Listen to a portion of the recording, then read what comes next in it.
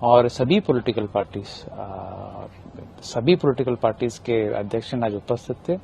सभी लोगों ने संतुष्टि व्यक्त किया है और एसआईआर पीरियड के बाद जो दावा आपत्ति के पीरियड था उसमें जो हम लोग ड्राफ्ट पब्लिकेशन के पहले 50,03,000 वोटर्स थे और जो 1/8 को ड्राफ्ट पब्लिश हुआ है उसमें 40,54,000 लोगों का हुआ था और अभी उसके बाद 48,15,000 वोटर्स का नाम अभी शामिल हुआ है।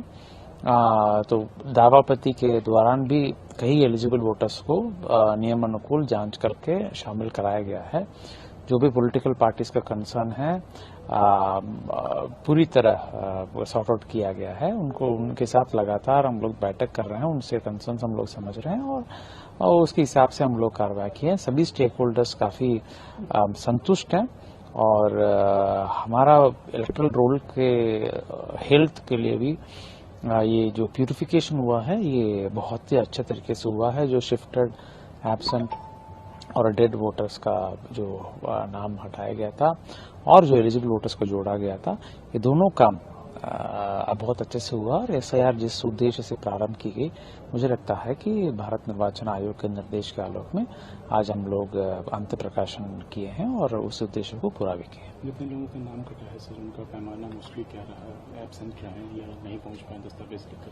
बिल्कुल, जो भी लोग वास्तव में योग्यता नहीं रखते हैं, जो संविधान के आलोक में और भारत निर्वाचन आयोग के निर्देश के आलोक में, उन लोगों का नाम हटाया गया है। और दावापति में भी जो भी दावापति आए हैं उसको भी विधिवत निष्पादन किया गया है।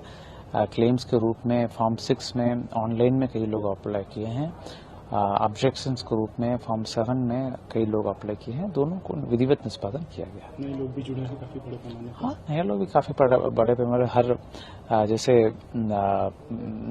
लगातार कंटिन्यूस रिविजन में भी जुड़ा जाता है और इस अभियान के दौरान भी जैसे मैंने कहा क्लेम्स एंड ऑब्जेक्शंस पीरियड जो 1/8 से शुरू हुआ था, 1 महीना का अंतराल था, उसमें उसका परिणाम आज हम लोग देख रहे हैं कि 46,54,000 था, आज 48,15,000 लोग। कि चुनाव आयोग एक निष्पक्ष संस्था है और उसने पहले ही कहा था कि ये 68 लाख लोग जो बाहर हो रहे हैं, इसमें से जो अगर जेन्युइन आपत्ति जो भी आएगी, जो भी अगर कोई कागज अपना देगा तो उसको हम फिर से इंक्लूड करेंगे। तो अब सब कुछ मिला के 47 लाख के लगभग लोगों को बाहर किया गया है। जिनके पास कोई कागज ही नहीं है, जो पूरी तरह से गैर नागरिक हैं और जिनका पूरे छानबीन के बाद ये पता चला कि ये या तो राज्य से बाहर हैं या फिर जो मर गए, वैसे लोगों का नाम अगर एसआईआर में वापस बाहर किया गया तो मुझे नहीं लगता है कि इसमें विपक्षियों को फिर से सवाल उठाना चाहिए। लेकिन विपक्षी कुछ भी कहते रहे, चुनाव आयोग ने बहुत ही अच्छा काम किया है एसआईआर के माध्यम से और अब बिहार में बहुत ही निष्पक्ष और स्वच्छ चुनाव होगा। हाँ, चुनाव आयोग ने अपनी विश्वसनीयता बहुत कम कर दी है और बिहार के चुनाव से पहले ये जिसको एसआईआर कह रहे हैं वो करवा करके और अपनी भत पिटा दी।